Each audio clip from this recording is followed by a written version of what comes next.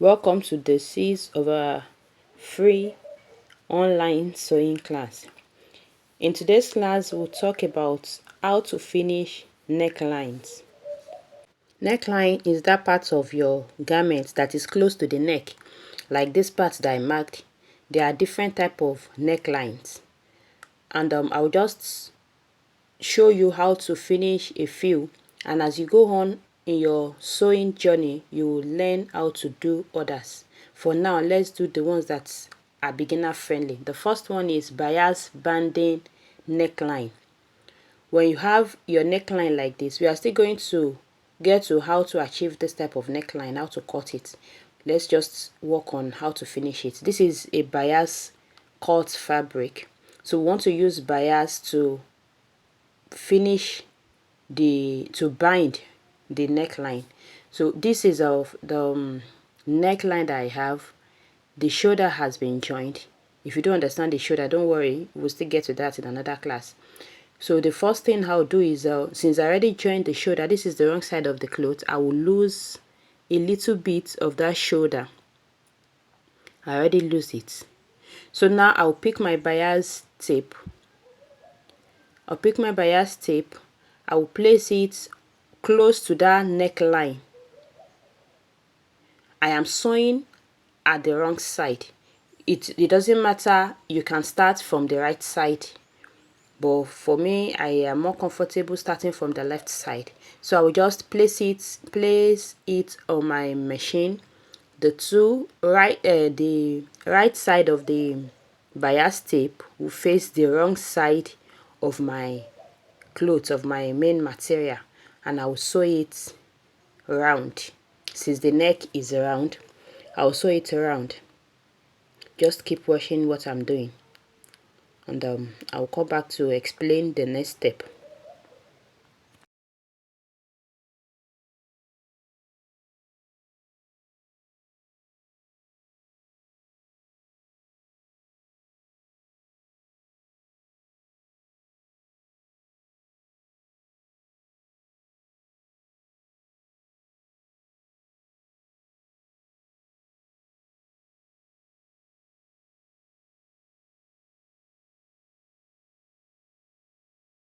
Once I get to the end, I will cut the thread, and I'll take it to my ironing table and iron it.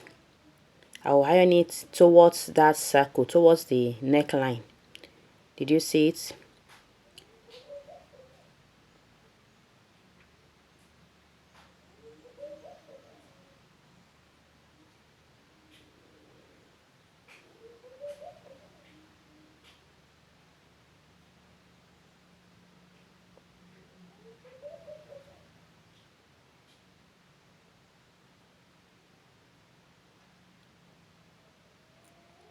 Now this is the right side.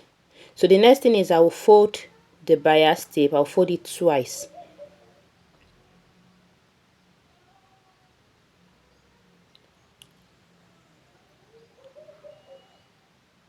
And I will iron. So that is how I'll iron it around before taking it to my sewing machine to sew it. So just watch as I'm folding it. I'll fold it twice. 1, 2, and I'll iron. Now for you to get it right after ironing, you can now pin it. So as you sew, you just remove your pin one by one. That is how to get a neat work. And like I said, please, ironing is a critical part of your sewing journey. You must learn to iron. Don't be like when I finish I will iron. No, as you are sewing, please keep ironing. That way, in fact, you sew like a pro. You sew like a pro. If you start sewing, teaching yourself that as I sew I will iron, your work will be so neat that it will be unbelievable that you are a beginner. So just watch as I fold step by step and as I iron. After doing this step, I'll take it to my sewing machine and I will top stitch it.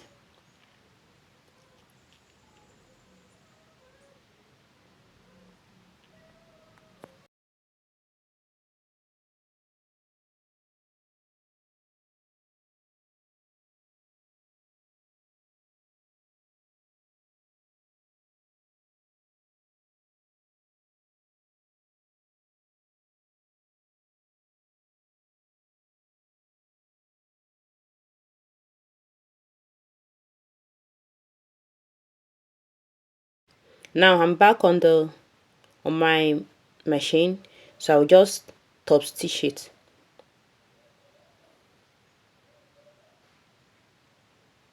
Very close to the edge.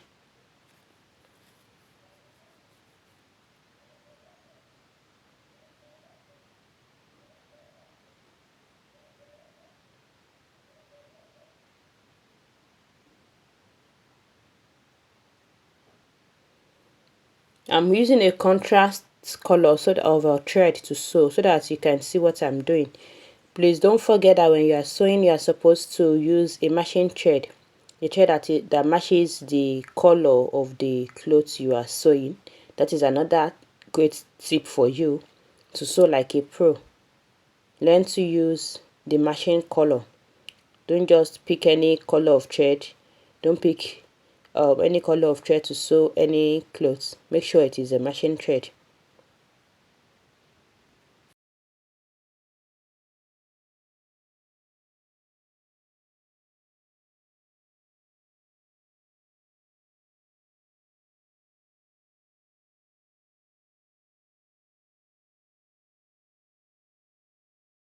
So once I'm done sewing, the next thing is to join the shoulder. Remember that I lose the shoulder before starting, so I'll just join it.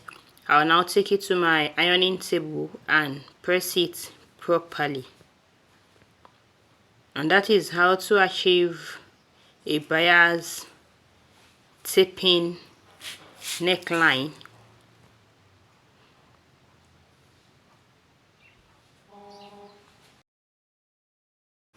And this is what it looks like. This is what it looks like, both the front and the back.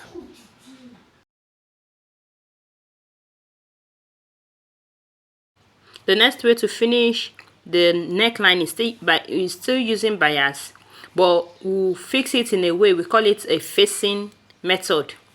Now the first thing is, did you see the way I folded my bias? I will fold it in, and I'm starting from one shoulder, and this time I am sewing from the right side.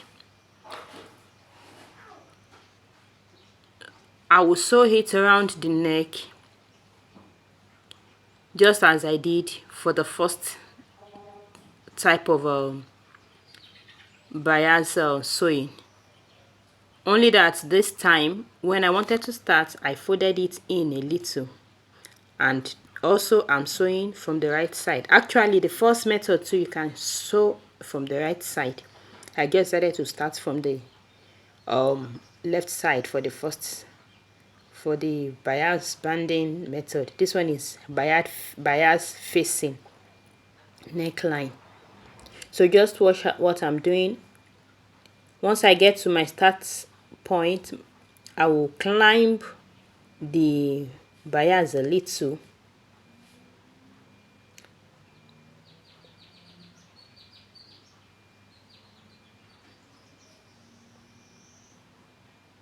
I already climbed it so that it will form more like an overlap at that side, at that point, at my start point. Cut the thread and I'll cut the excess. Did you see that I climbed it? I'll cut the excess bias.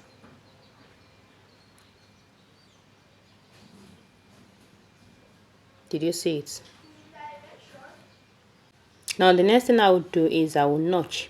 Notching means I will cut my allowance. I will cut it until I get to that line, the seam, but I will not cut it through the seam. I'll just, did you see it, close to that seam. Make sure this place is a little bit tricky. Make sure you do not cut your sewing. Don't cut the sewing. Just at interval, you will just notch it. We call it notching. I'll cut it close, you see. I'll cut it, and the reason for cutting is for that allowance to rest well. If you don't cut it like this, the neckline might not rest well. So you just cut it, you notch it all around like that. Then I will now understitch. There is a type of stitch we call top stitch. If you watched yesterday's class, you will hear me talking about top stitching. But this, what I'm doing now is I'm under stitching. You see the allowance is towards my seam allowance or sewing allowance is towards the bias side, and I'm sewing on that bias, on that red material. That is where I'm sewing. I will now sew it close to that joining. This is what we call under stitching. The difference between top stitching and under stitching is this: top stitching will show, it will show on the material. When the person is wearing it, you will see where the sewing is, you will see it. But under stitching is under, it is inside your sewing, is inside your clothes. So if you are outside, you can never see it. So that's the main difference between top stitching and under stitching. The same way, we have top, one is on top, one is under. So what I'm doing now is under stitching, because at the end it will not show. I am sewing it on that facing, and we are going to turn the facing inside, so this particular stitch will not show. That is why it is under stitch. Okay, I'm done. The next thing is to take it to my ironing table, and I'll press it very well, and I will fold it inside.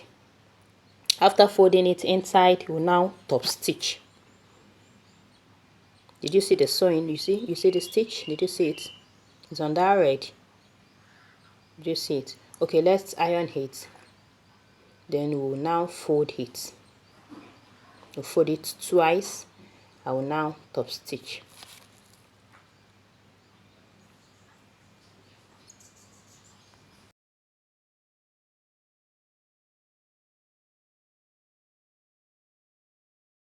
Now I'm on the wrong side. Remember, I started from the right side. So I'll fold it.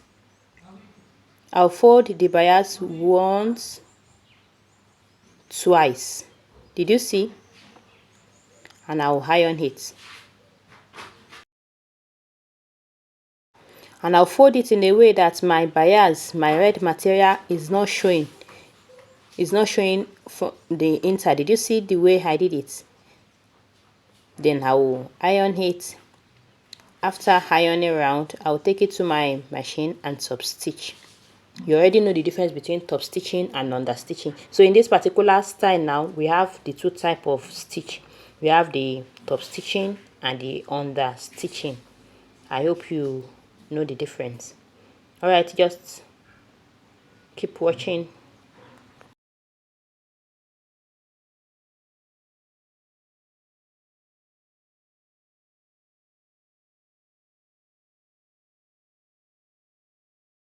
All right, I'm on the machine now. I want to top stitch. Why am I calling this a top stitch? Because at the end it will show at the right side of this top.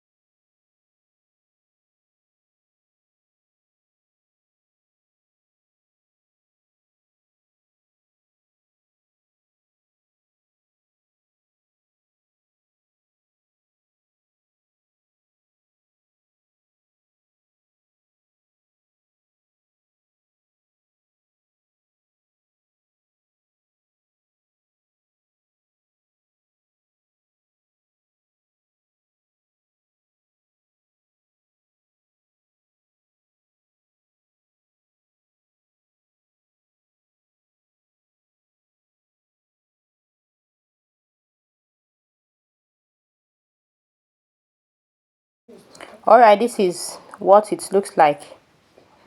This is, you see the top stitch, you see the other side. This is the wrong side. The bias is on the wrong side. Did you see it? The red bias is on the wrong side, and this is the outer part. This is the right side. So you just take it to the machine, to the ironing table, and press it out. This is what it looks like. Personally, I don't really like this type of facing. I hardly do it. All right, the next one is neckline facing method 1. This is you use another material, we call it facing. You cut the neck and you use it to turn the neckline. Stay with me as we go. I will show you how to cut a facing. I already joined the shoulder of the main material and also the shoulder of the facing. So what I will do is I will make sure the facing and the main material, place them right side to right side. Right side will be facing each other. Then I will pin the shoulder of the facing and the main material at one side. I'll pin it at the other side.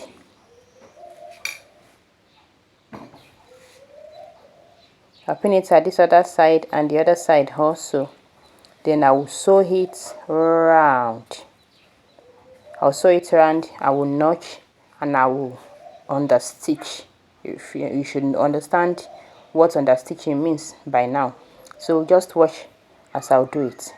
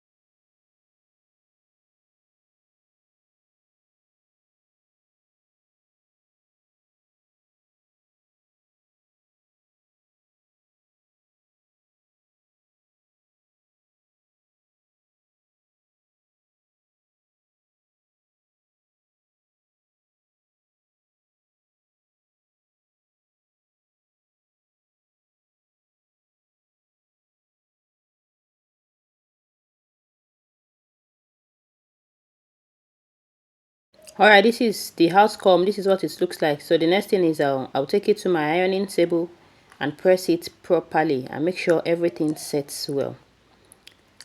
This is one method of how to achieve a facing. Then if you like, you can top stitch it. You see the way my hand is, you can make it a large top stitching if you want. but if you like, you can leave it like this. All right, let's go to the second method of this neck facing method too. Now, this I will not join the shoulder. You see, this is the front of my neckline, front of the top or the blouse. I'll just put the facing. Did you see the facing? The neckline is the same. You cut the neckline, I'll just sew it. This is for the front. I'll sew the neckline of the front with the facing. I'll join it, and the same way I'll do for the back. I'll join the back neckline with the facing. So this method is you sew the facing first before you now join your blouse at the shoulder. Don't worry, just you might have to come back to this video when we take a lesson of how to cut the neckline and how to cut facing. Then will make more sense to you. Just watch, and you might come back to this video later on if you don't really understand what I'm doing. Don't worry, when we take a class on how to cut neckline and facing, you will now understand this. Then you can come back to this video to watch it all over again. So I'm done with the front neckline and the facing. Then I will join the back neckline with its facing as well. After joining, I will notch it. You should understand what I meant by notching. I will notch and I will understitch. Then once I'm done, I will come back to show you how to now join the shoulder of the front and the back.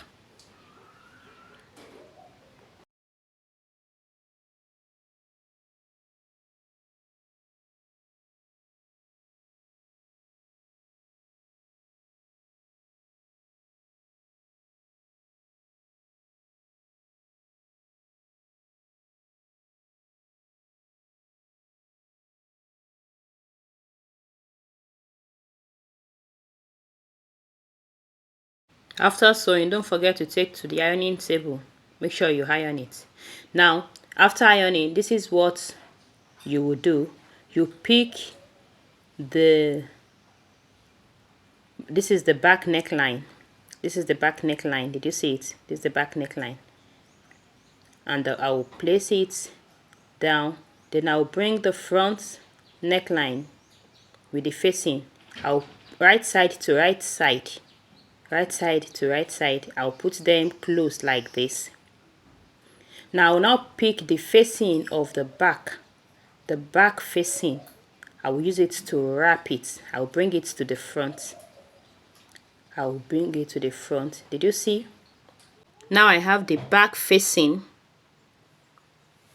The back facing, that's the first one. The front facing, the body of the front and the body of the back, all of them together. Then I will sew it like this, and that is what I will do for the right side and the left side.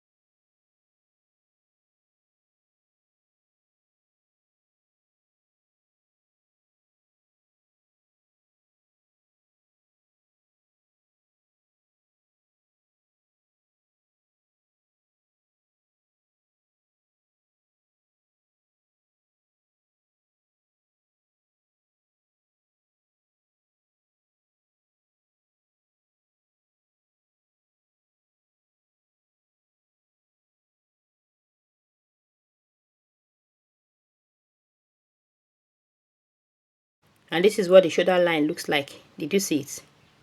I'll do for the other side the same thing. And this is another method, the second method for facing. So no method is superior to the other. Sometimes you might have to use one over the other, but All methods are good once you can master how to use them. And like I said at the beginning of the class, there are other type of necklines. We will still deal with some other type of necklines.